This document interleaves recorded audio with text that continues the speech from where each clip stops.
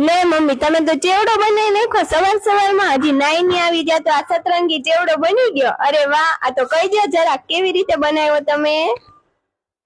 અરે પેલા છે ને પૌવા, ભૂંગળી, પછી પેલા ગોળ નાના નાના વાટકા છે, પછી ચક્કરપારા જેવો આકારનો ભૂંગળી છે, 4-5 જાતના હતા સરસ મજાના, પેલા મેં તળી નાખ્યા, પછી પૌવા તળ્યા। પૌવા તો મોળા હોય એટલે પછી થોડો સંચળ અને હળદર નાખીએ તો સરસ મજાનો કલર આવી ગયો પૌવાનો।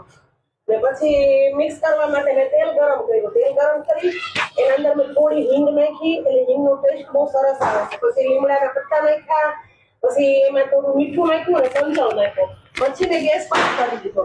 ગેસ બંધ થઈ ગઈ અને થોડું તેલ ઠંડુ થઈ ગયું એટલે એમાં મેં મરચું અને થોડો ગરમ મસાલો નાખ્યો, એટલે એનો ટેસ્ટ બહુ સરસ જ આવે। તમે ચા ચેવડો ખાવ ને એકદમ ફાઇન ટેસ્ટ આવે।